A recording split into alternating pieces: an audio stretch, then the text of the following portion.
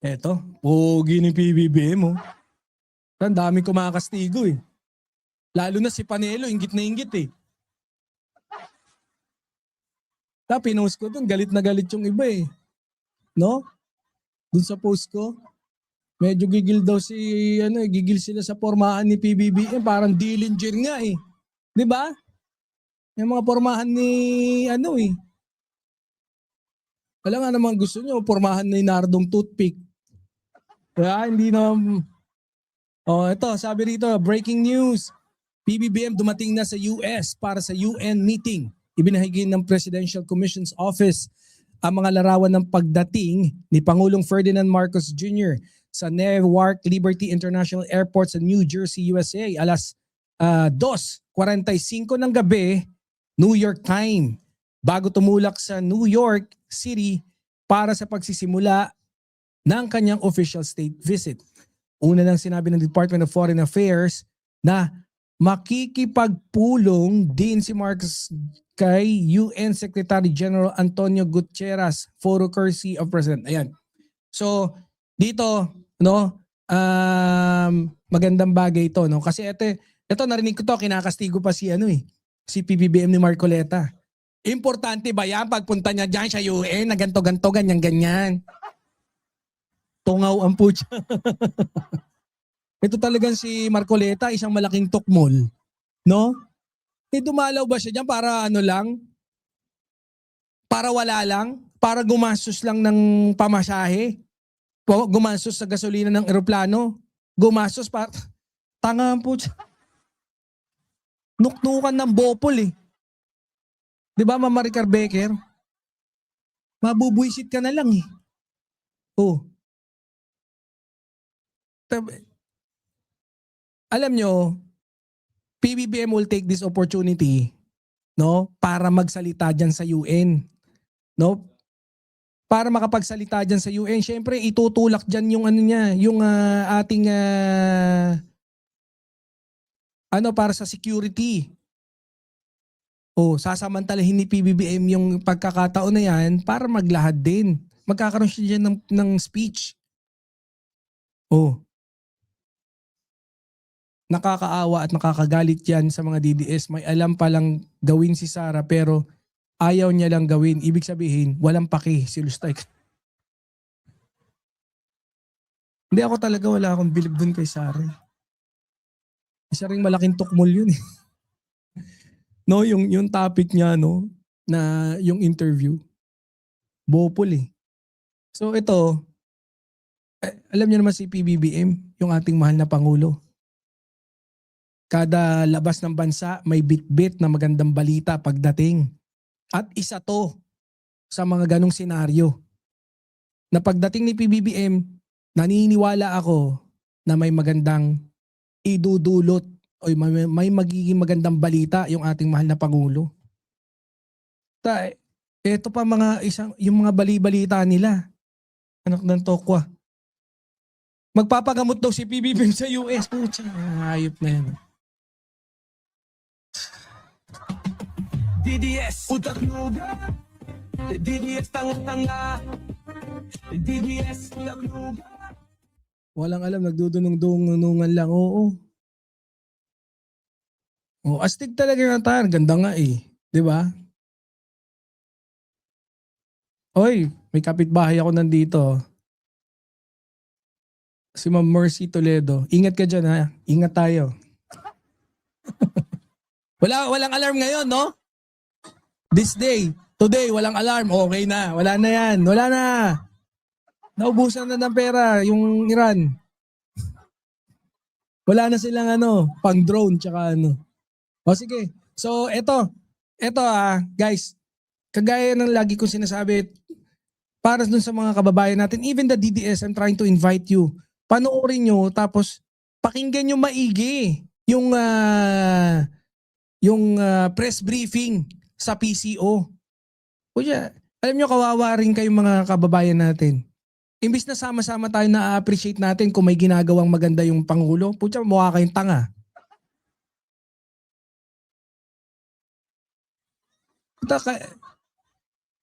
May mga gantong proyekto yung mga ating mahal na Pangulo, ang nasa isip nyo, wala pa nagagawa yung Pangulo. Walang infrastructure na malaki. Po dyan, sinisimula na yung subway. Yung mga, may mga airport to, may mga pinapagawang bagong mga airports na locals. Tapos tinry nating solusyonan yung EDSA. Murang bigas, mga facilities, and lahat yan maririnig nyo, no? Yung mga good news, mga achievements, mga projects ng ating mahal na Pangulo sa Presidential Commission's press briefing.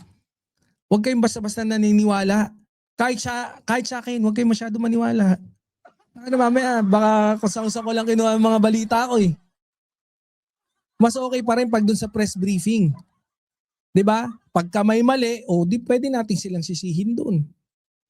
Mas may accountability yung nagbabalita ron. True ka dyan, Pilipino din sumisira sa ating bansa. Yun nga yung nakakahiya eh. No? Tama nga, tukmo lang po siya. Iba dyan, mga attorney pa. Mukha pang kabayo, ang walang niyang yan. Kahit mukhang kabayo Yusek Castro to Inday. Close airspace means no flight. Kutsa, magandang topic to. Mamaya, topic ko to doon sa Banat Boy Samahan niyo ako. Hindi, marami akong ipipresent, no? Kasi, syempre, hindi naman siguro lingid sa inyong kalaman, no? Lagi ko naman sinasabi na taga dito tayo sa Dubai, matagal na. We've been here for more than 20 years dito sa Dubai. And yung mga pasikot-sikot, alam na natin. And ang masasabi ko, malaki ang bilib ko dito sa Ma'am Kat! Shout out. Malaki bilib ko sa pamahalaan ng UAE. No? Tsaka proud ako na ito yung second home namin, yung UAE. No? Yung crime rate dito hindi ganun kataas. No, and yung government dito talaga malaki ang pagpapahalaga sa kanilang mga mamamayan. Hindi lang ng mga locals nila kundi yung mga expat din. Expat kami yon, yung mga OFWs. So ito nga no, ang dami talagang mga nagmamagaling, ang daming nagmamarunong. The likes of Attorney Libayan, si Kabayo, nagsisinungaling eh. Sinabihan daw siya kasi yung kapatid daw niya is nakatira sa Abu Dhabi na nurse. And then, 2 months pa lang daw, or a month ago daw, 1 month na sinasabihan na magkakagera. 1 month? Kami nga hindi pa kami Putya di sana nasabihan din ako. Yung kapatid ko sa government nag-work. And I got 2 clients who are from the government. No? Isang yan. So dapat na-warningan kami. Pero gayon pa man, hindi nagpapabaya yung pamahalaan dito. No? So ang mas mga may alam pa, kutya yung mga nandyan sa Pilipinas na hindi pa nakakapunta ng Dubai, yun ang mahirap. No, na kung ano-ano pa ang iniimbentong mga pautot para lang makakuha ng atensyon yung channel nila, mga walang niya. Punta na tayo dito sa ating topic. Yusek Castro to Inday, close airspace means no flights. Para malaman ng lahat na hindi po ganoon kadali magpadala ng eroplano. Unang-una po, pag sarado po ang airspace, hindi ka po talaga makakalipad. So kaya po imposible yung sinasabi ng Vice Presidente na madaling magpadala ng eroplano. Sabi niya, baka lalong malagay sa kapahamakan yung ating mga kababayan. Sisiguraduhin lang na kung sila ay ililipad, sisiguraduhin ligtas yung buhay. And hindi ka rin hindi ka palili pa rin dito. Kunyari maka-land ka rito emergency. Kunyari, pinagpilitan mo. Dahil kontrolado nyo dyan sa Pilipinas.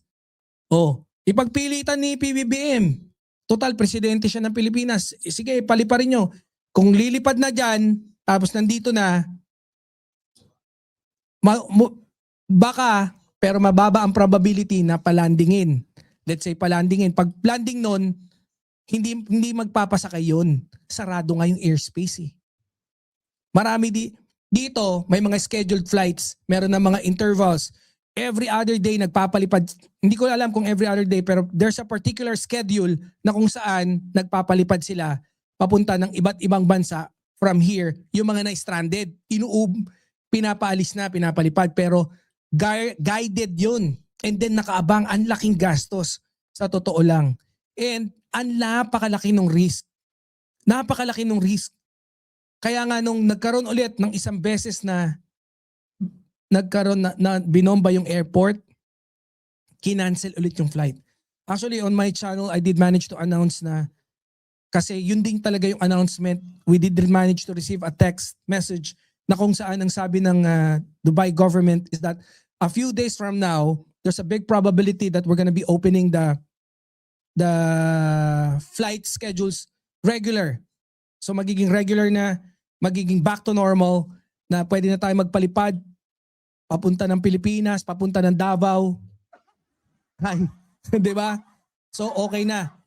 Unfortunately, nagkaroon ulit ng isang insidente pa na kung saan nagpasabog, and the government here will not take that risk. Ayaw nila na merong dito, grabe. Isa maging casualty, very big deal. Very big deal. Ganyan yung pamahalaan dito. And I'm sure that is also what PBBM is doing. Kaya kayong mga tanga, huwag kayo masyadong nagmamagaling. Lalo ka na, Sarah. Alam mo, ayaw kitang murahin eh.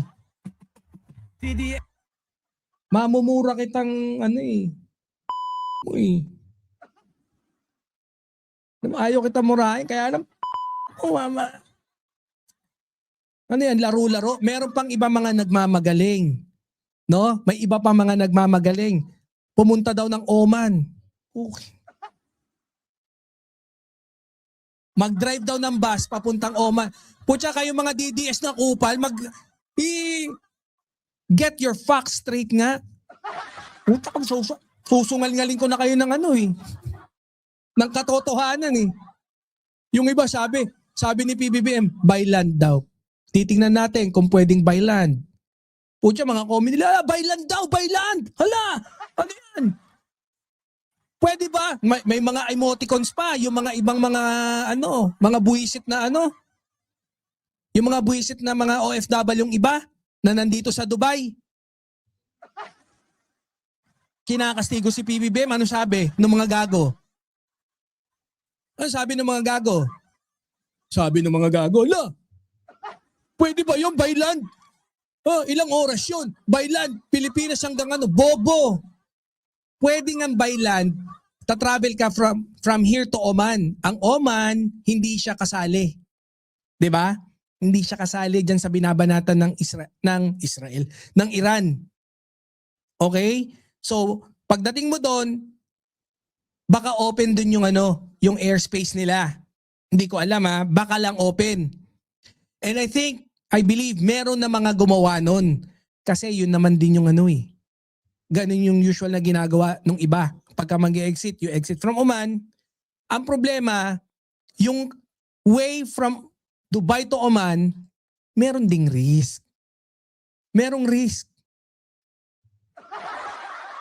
'Di ba? Ilang hours na drive yun? 3 hours. 2 to 3 hours. More, lagpas pa yun ng Abu Dhabi. Sa Abu Dhabi nga yung binabanatan. Pucha, masyado kayo nagmamagaling eh.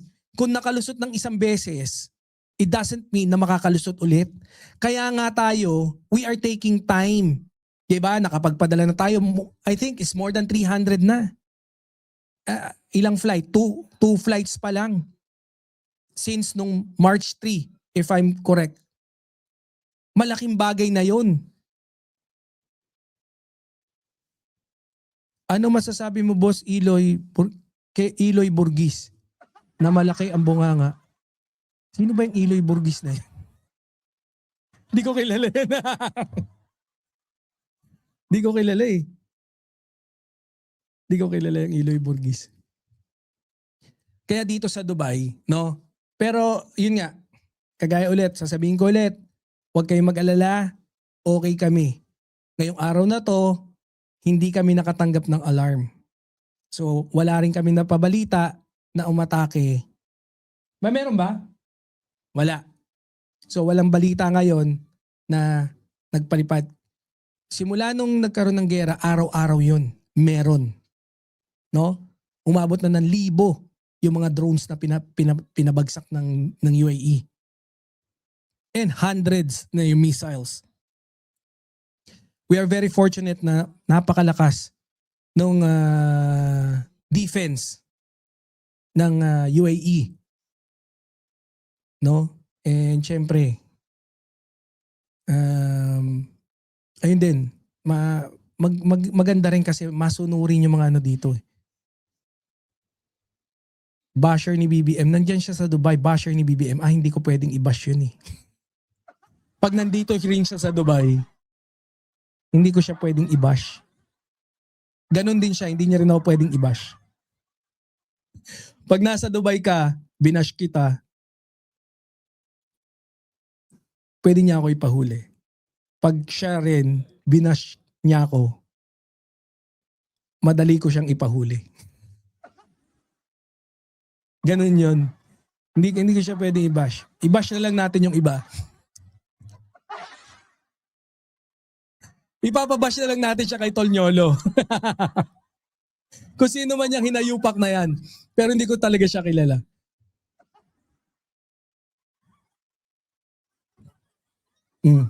So, ayan po mag-ingat tayo yung mga taga Dubai, mga taga UAE, lagi tayo mag-iingat. And yun nga, doon sa mga nagtatanong, we are safe, so don't worry. We are loved by our government here sa UAE, no? Yung mga expat. So, yun. Punta na tayo sa ating susunod na tatalakayin. Sa Abu Dhabi kanina, 7:50 a.m. 3:30 p.m. Lalakas kaya ng yanig. Totoo ba? Meron daw! Ha? Ano? Wala, hindi. Taga Abu Dhabi to. Si Boss Rolando to. Pero may alarm. Nag-alarm ba kanina? Dito kasi sa Dubai, walang alarm. So Abu Dhabi kasi, andyan yung base eh. No? Ay, may natutunan kami.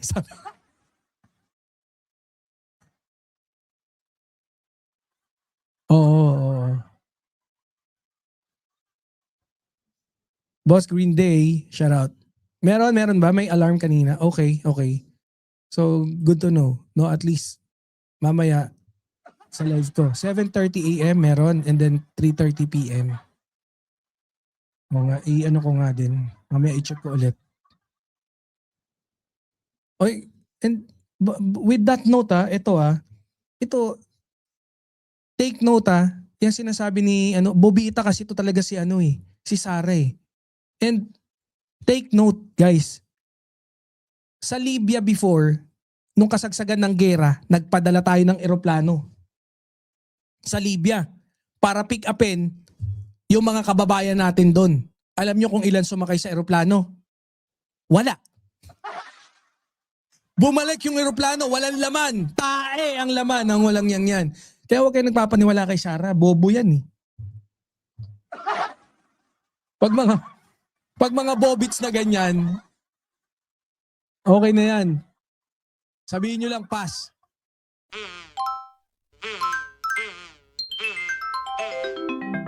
Kukulango.